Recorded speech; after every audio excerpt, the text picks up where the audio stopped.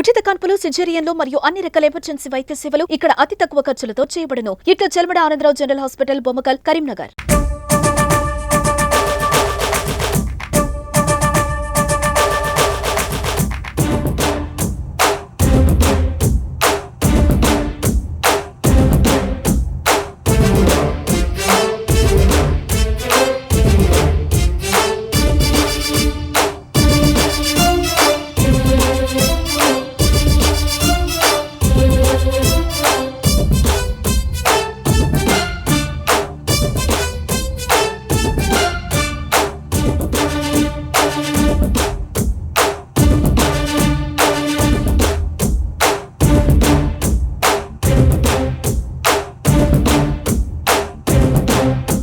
నమస్తే, welcome to Suman TV Karimnagar. నేను మీ ఆనంద్. చరిత్ర మలుపు తిప్పిన రోజు ఈ రోజు. తెలంగాణ రాష్ట్ర ముఖ చిత్రం మార్పు దిశగా అడుగులు పడ్డ రోజు ఈ రోజు. కేసీఆర్ చచ్చుడో తెలంగాణ వచ్చుడో అంటూ కేసీఆర్ ఆమరణ నిరాహార దీక్షకు వెళ్లి నేటికి సరిగ్గా 15 సంవత్సరాలు. ప్రత్యేక తెలంగాణ రాష్ట్రం కోసం ఎన్ని ఉద్యమాలు జరిగినా మలిదశ ఉద్యమంలో కేసీఆర్ ఆమరణ నిరాహార దీక్షకు వెళ్ళినటువంటి ఊపుతోనే ప్రత్యేక తెలంగాణ రాష్ట్రానికి పురుడు పోసినట్టయింది. ప్రత్యేక తెలంగాణ రాష్ట్రం సాధించడంలో కేసీఆర్ పాత్ర మరవలేనని చెప్పుకోవచ్చు. ప్రస్తుతం నేను కరీంనగర్లోని తీగలగుట్టపల్లిలో ఉన్నాను. ఇదే ఇంటి నుండి కేసీఆర్ 2009 నవంబర్ 29న ఇదే ఇంటి నుండి కరీంనగర్లోని తీగలగుట్టపల్లిలో ఉన్నటువంటి ఇదే ఇంటి నుండి ఆమరణ నిరాహార దీక్షకు బయలుదేరిన రోజు ఈ రోజు. అందుకే కరీంనగర్లోని ఈ ఇల్లన్న, కరీంనగర్ గడ్డ అన్న కేసీఆర్ కి అభిమానం. ప్రత్యేక రాష్ట్రం సాధించడంలో కేసీఆర్ ఎంత ముఖ్యమో ఈ ఇల్లు కూడా, కరీంనగర్లోని ఈ ఇల్లు కూడా దానికి ఒక నాంది పలికిందని చెప్పుకోవచ్చు. 2004లో ప్రత్యేక రాష్ట్రం కోసం అప్పుడు కాంగ్రెస్ గవర్నమెంట్ రాకముందు అప్పటి ముఖ్యమంత్రి వైఎస్ రాజశేఖర రెడ్డి ప్రత్యేక తెలంగాణకు మద్దతు ఇవ్వడంతో అప్పుడు టిఆర్ఎస్ కాంగ్రెస్ కలిసి పోటీ చేశాయి, ప్రభుత్వాన్ని ఏర్పాటు చేశాయి. అయితే ఆ సమయంలో కేసీఆర్ గారికి అప్పటి కేంద్ర ప్రభుత్వం, కాంగ్రెస్ ప్రభుత్వం కేంద్ర మంత్రి పదవి కూడా ఇవ్వడం జరిగింది. అయితే ప్రత్యేక రాష్ట్రంలో సోనియా గాంధీ దానిపైన అడుగులు వేయకపోవడం, రాజశేఖర రెడ్డి కూడా దానిపైన ఎలాంటి స్పందన చేయకపోవడంతో కేసీఆర్ తృణాప్రాయంగా ఆ కేంద్ర మంత్రి పదవికి రాజీనామా చేసి కరీంనగర్ నుండి మరొకసారి ఎంపీగా పోటీ చేయడం జరిగింది. ఆ ఎంపీగా పోటీ చేసిన క్రమంలో ఈ ఇంటి నుండే కేసీఆర్ తన రాజకీయ ఎత్తులు, పై ఎత్తులు, ఎత్తుగడలు, ప్రత్యేక తెలంగాణ రాష్ట్రం కసరత్తు అంతా కూడా ఈ ఇంటి నుండే జరిగింది. తెలంగాణ కోసం కేంద్ర మంత్రి పదవికి రాజీనామా చేసి ఎంపీ పదవికి రాజీనామా చేయడంతో అప్పటి కరీంనగర్ ప్రజలు ఎప్పుడు ఇవ్వనట్టి మెజార్టీ, 2 లక్షల పైచిలకు మెజార్టీతో కేసీఆర్ ని గెలిపించడం జరిగింది. అందుకే కరీంనగర్ ప్రజలంటే కేసీఆర్ కి ఎనలేని అభిమానం, చాలా ఇష్టం కూడా. అనంతరం తెలంగాణ గురించి వాళ్ళు ఎలాంటి స్పందన చేయకపోవడంతో 2009లో కేసీఆర్ మహాకూటమి, టీడీపీతో అప్పుడు పొత్తు పెట్టుకోవడం, సిపిఐ సిపిఎం అందరూ కలిసి మహాకూటమిగా ఏర్పడి పొత్తు పెట్టుకోవడం జరిగింది. అయితే ఆ ఎన్నికల్లో మరోసారి ముఖ్యమంత్రిగా వైఎస్ రాజశేఖర రెడ్డి గారు గెలవడం జరిగింది. 2009లో మహబూబ్ నగర్ నుండి ఎంపీగా పోటీ చేసి గెలిచారు కేసీఆర్. అయితే అనంతరం వైఎస్ రాజశేఖర రెడ్డి మరణం, ఆ తర్వాత కొన్ని రాష్ట్రంలో, అప్పుడు ఉమ్మడి రాష్ట్రంలో కొన్ని రాజకీయ పరిణామాలు చోటు చేసుకున్నాయి. అందులో ప్రత్యేక తెలంగాణ రాష్ట్ర ఉద్యమం కూడా అప్పుడే మొదలైందని చెప్పుకోవచ్చు. ఆ ప్రత్యేక తెలంగాణ రాష్ట్రం కోసం కేసీఆర్ ఎంతో మంది ప్రొఫెసర్లను, మేధావులను, కవులను, కార్యకర్తలను, అనుచరులను అంతా కూడా ఈ ఇంటి నుండే మనం చూసుకోవచ్చు. గేట్ కూడా ఇదే ముఖద్వారం. ఈ ఇంటి నుండే ప్రత్యేక తెలంగాణ రాష్ట్రం కోసం కేసీఆర్ చాలా కసరత్తు చేయడం జరిగింది. అక్టోబర్ నెల, అదేవిధంగా నవంబర్ నెలలో ఏ విధంగానైనా తెలంగాణ సాధించాలని అన్నట్టుగా అనుచరులతో, అభిమానులతో ఈ ఇంటిలో సమావేశం అనంతరం నవంబర్ 29న ఎలాగైనా నేను దీక్ష చేయాలని నిర్ణయించుకున్నారు కేసీఆర్. అయితే ఆ రోజు రానే వచ్చింది.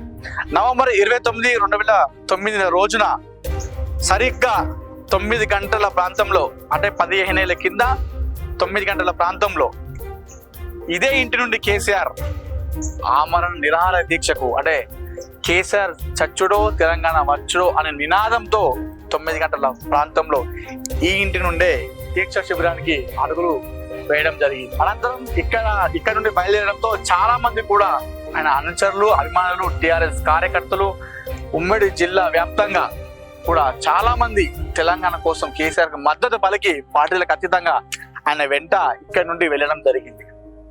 ఇక్కడ నుండి వెళ్ళిన తర్వాత కేసీఆర్ ని అప్పటికే అలర్ట్ అయినటువంటి కాంగ్రెస్ ప్రభుత్వం కేసీఆర్ ని అరెస్ట్ దిశగా కొన్ని ప్లాన్స్ వేసుకున్నారు. అలర్ట్ అయి ఇక్కడ నుండి కూతవేటు దూరంలో ఉన్నటువంటి అల్గునూరు వద్ద ఆయన్ను అరెస్ట్ చేయడం జరిగింది. ఈ ఇంటిని ఎందుకు చూపిస్తానంటే కేసీఆర్ తన జీవితంలో, రాజకీయ జీవితంలో ఎన్నో ఎత్తులు పై ఎత్తులు, అదేవిధంగా ఎంపీగా భారీ మేయర్తో గెలవడానికైనా తన రాజకీయంలో ఎన్నో ఎంత పేరు సంపాదించుకున్నప్పటికీ కూడా అదంతా కూడా ఈ ఇంటి నుండే జరిగిందని చెప్పుకోవచ్చు. అందుకే ముఖ్యమంత్రి అయిన తర్వాత ఎలాంటి పథకాలు ప్రారంభించినా కూడా కరీంనగర్ నుండే ఆ పథకాలను ప్రారంభించారు. సో నెక్స్ట్ నేను అల్గునూరుకి వెళ్తాను. ఇక్కడ నుండి కూతవేటు దూరంలో అల్గునూరు ఉంది. అక్కడ అలర్ట్ అయిన పోలీసులు అక్కడ ఆయన అరెస్ట్ చేసి ఖమ్మంకు తీసుకోవడం జరిగింది. అరెస్ట్ చేసిన ప్రాంతం కూడా మీకు నేను చూపిస్తాను. ఇదంతా ఎందుకు చూపిస్తానంటే తెలంగాణ ప్రత్యేక రాష్ట్రానికి ఊతం పడింది ఇక్కడే కాబట్టి ఈ రోజు నేను ఈ ఇంటిని, అదేవిధంగా అరెస్ట్ అయిన ప్రాంతాన్ని మీకు నేను చూపిస్తాను. నెక్స్ట్ నేను అల్గునూరు వెళ్తాను. అల్గునూరులో కేసీఆర్ ని అదుపులోకి తీసుకున్న ప్రాంతాన్ని కూడా మీకు నేను చూపిస్తాను. రండి.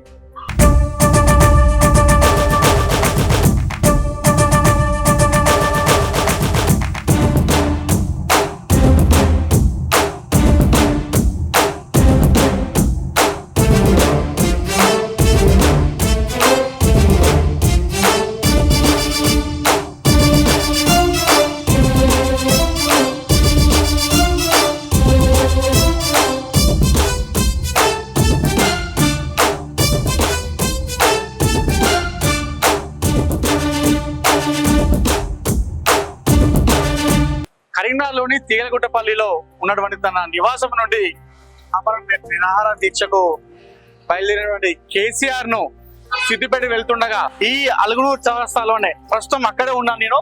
ఇదే ప్రాంతంలో కేసీఆర్ ను పోలీసులు అరెస్ట్ చేయడం జరిగింది. రైట్. సిద్దిపేటలో ఉన్నటువంటి దీక్ష శిబిరానికి వెళ్తున్న క్రమంలో అలర్ట్ అయిన పోలీసులు, అప్పటి కాంగ్రెస్ ప్రభుత్వం పోలీసులను అలర్ట్ చేయడంతో చాలా మంది ఇక్కడ పోలీసులు మోహరించడం జరిగింది. అయితే కేసీఆర్ అరెస్ట్ ను గమనించినటువంటి చాలా మంది కార్యకర్తలు కావచ్చు, అదేవిధంగా బీఆర్ఎస్ అనుచరులు, చాలా మంది కూడా అభిమానులు పెద్ద ఎత్తున ఇక్కడ వేలాదిగా ఇక్కడ రావడం జరిగింది. అయితే పోలీసులు వచ్చి కేసీఆర్ ని కాన్వాయ్ ఆపడంతో కాన్సెప్ట్ వరకు కూడా కేసీఆర్ అందులో నుండి బయటకు రాలేదు. కాన్సెప్ట్ తర్వాత పోలీసులు బలవంతంగా కేసీఆర్ ని అందులో నుండి తీసుకోవడం జరిగింది. ఆ కారులో నుండి తీసుకొని అక్కడి నుండి అతన్ని ఇదే ప్రాంతం నుండి ప్రస్తుతం అక్కడే ఉన్నాను, ఇది అల్గునూరు చౌరస్తా అంటారు, ఇక్కడి నుండి కేసీఆర్ ని ఖమ్మంలోని జైలుకు తరలించడం జరిగింది. అయితే ఆ జైల్లో ఉన్న సమయంలో కూడా కేసీఆర్ తన దీక్షను కంటిన్యూ చేయడం జరిగింది. ఖమ్మం జైల్లో కూడా ఆ దీక్షను కంటిన్యూ చేయడంతో అక్కడి నుండి నిమ్స్ హాస్పిటల్ కు తరలించడం జరిగింది. పోలీసులు అయితే నిమ్స్ హాస్పిటల్ లో కూడా వైద్యం చేయించుకోవడానికి కూడా కేసీఆర్ అక్కడ నిరాకరించడం జరిగింది. ఆ రోజు నవంబర్ 29న ప్రారంభించినటువంటి దీక్ష డిసెంబర్ 9 వరకు కూడా కొనసాగింది.